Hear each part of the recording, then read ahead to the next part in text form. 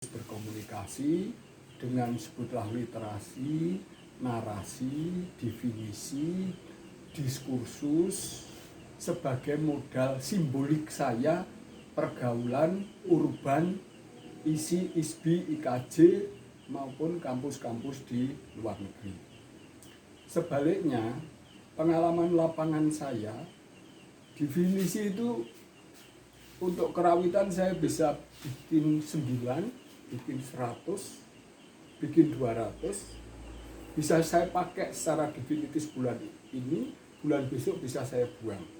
Maksud saya adalah begini, bahwa di dalam dunia wacana digital, lesan maupun diskursus teks literasi tulis, kita kan di dalam agama, di dalam politik, di dalam dunia obat-obatan, dalam dunia early warning system untuk vaksin dan sebagainya itu hidup kita itu terlalu menyembah, memberhalakan dunia linguistik. Jadi nanti yang terjadi, pengalaman saya sejak 50 tahun lalu, kita ribut apakah itu kontemporer yang sampai hari ini mungkin tidak dipahami dapurnya atau historisnya. Kita sibuk ngomong, menuduh di zaman Remi Silado ini pop, padahal popnya Remi Silado hanya pendekatan karena melodi sederhana dan akord sederhana maupun lirik sederhana. Tapi kita nggak paham dapur politik industri dari sejak Amerika muncul, misalnya George Gershwin atau awal-awal dunia pop jazz campur klasik tahun 20-30, kita hanya langsung ke dunia industri kaset magnetik itu. Jadi yang kita kritik kalau kita baca artikel itu cuma dunia ribut antara pop kacang goreng dan katanya pop kreatif gitu. Tapi kekuatan Indonesia untuk melihat itu tidak mendalam. Sejarah pop sampai hari ini kita misalnya dunia indie pop, pop yang paling gila misalnya ada Jacob Collier. Itu sangat pop, melodi yang manis tapi luar biasa. Bahwa ada unsur jazznya, ada unsur kolaborasi, ada unsur spontanitas, ada unsur dramaturgi dan sebagainya. Jadi dunia pop 20 tahun terakhir ini gila sekali. Yang di Indonesia, dunia indie itu hanya dianggap pop yang kurang kebagian jatah perhatian. Maksud saya begini, pengalaman saya di desa, Cirebon, Brebes, Ciamis, Magelang, itu hidupnya, dinamikanya, kerawitan dan komunitas itu tidak ribut soal definisi, tidak ribut tentang literasi ideologis, tapi dinamika itu berjalan ratusan tahun bahkan. Misalnya salihara diskusi tonal dan atonal itu khas sekolahan isi lah, karena pengaruh Frankfurt, Adorno, Schoenberg, dodekaponik, 12 nada itu sudah rasa-rasanya sudah super modern dan kontemporer. Tapi nggak tahu mereka bukan 12 nada, 200 lebih nada atau 1000 nada dari Ronggeng Gunung Ciamis, Burasti misalnya. Itu se-Indonesia bahkan sedunia belum bisa merumuskan tentang nada yang glissando misalnya. Ini contoh-contoh, saya tidak mempromosikan kekuatan yang non-definitif, non-literasi, tidak memberhalakan linguistik seperti ideologi kiri, kanan, tengah, liberal. Itu kan ribut kata-kata tapi tidak pada dinamika sosialnya. Nah, misalnya saya di Magelang, satu dusun dan dusun lain, kalau divisi saya beda nggak masalah. Tapi outputnya adalah mereka partisipatif, mereka aktif, mereka nampang di panggung, mereka nyusun bunyi-bunyian, tapi belum tentu mereka bisa merumuskan dalam kalimat linguistik yang bisa dipahami para dokter, para profesor yang akademis. Karena yang akademis kan sudah terlanjur hafalan Yakuns, sudah terlanjur hafalan Robert Brown, sudah hafalkan Fumiko. Jadi standarnya itu kalau nggak Jepang, Belanda, Inggris, atau Amerika. Tapi rakyat yang dinamis ratusan tahun ini, Baduy dan sebagainya itu, kalau mereka terpaksa seolah-olah definitif, itu dirumuskan komunitas mereka sendiri. Bersamaan dengan menyembah pohon, menghargai lingkungan, dengan vegetasi makanan, dengan sejarah super lokal mereka, sublokal, bahkan bukan lokal. Kalau lokal itu rasanya kayak ikut bupati dan wali kota atau gubernur.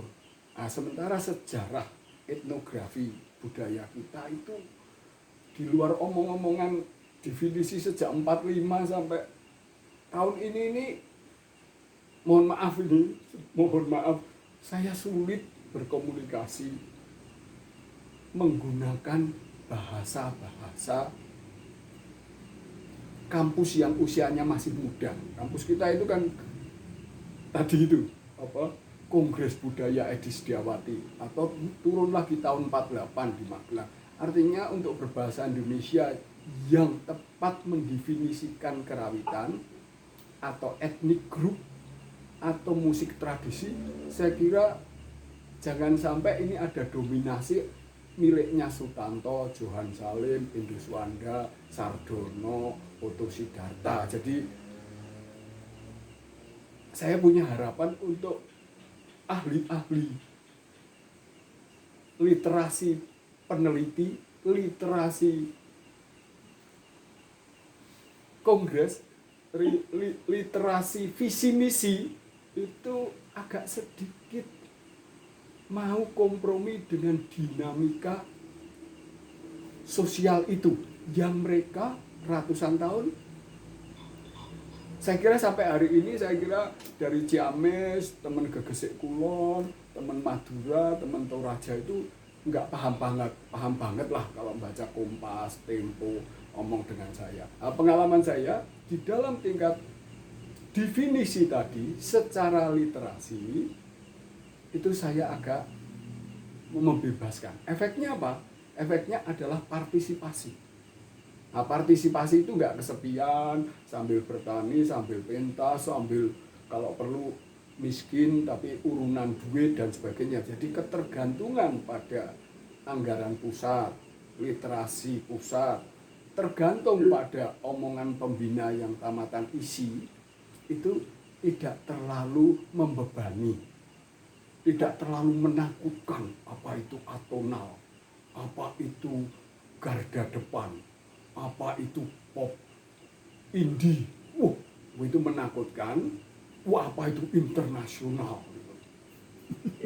Wah, kira lebih itu. Jadi mohon supaya Jokowi dan Nadiem Makarim lebih membumi, tolong dikurangi rumus-rumus keagamaan tentang ini Sunni, ini Ahmadiyah, nanti berkelahi. Efeknya cuman jadi Deddy Corbuzier, jadi Gita Wirjawan, jadi podcast gitu loh. Followernya banyak, paling tinggi Atta Halilintar. Jadi ini mohon maaf Bapak Oto Sidarta dan bapak-bapak ahli-ahli Zoom ini, kita sudah masuk ke dunia yang sangat sophisticated, ahli-ahli lesan kontemporer digital dan ahli kata-kata. Jadi tolong penyembahan kata-kata ini agak sedikit.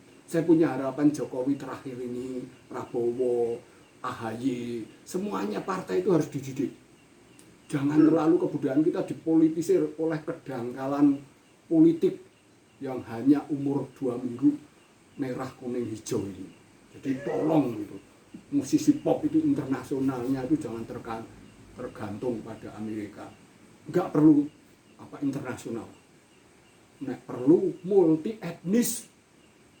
Bisa vaksin semua se-Indonesia sehat walafiat, nggak usah megah-megah dan megalomania. Jadi selamat Abdul Syukur, Aktuil, Sukoharjono dan sebagainya itu sedikit dikurangi keberhalaan historisnya. Saya kira dari saya itu, mohon jangan terlalu fundamentalis Habib Rizik ataupun Hasyim Asy'ari maupun Romo Mangun. Jadi ini Semoga terdengar pada Patrick di Melbourne, terdengar pada John di Minnesota. Ini anak baru 10 tahun terakhir ini saya punya harapan lah.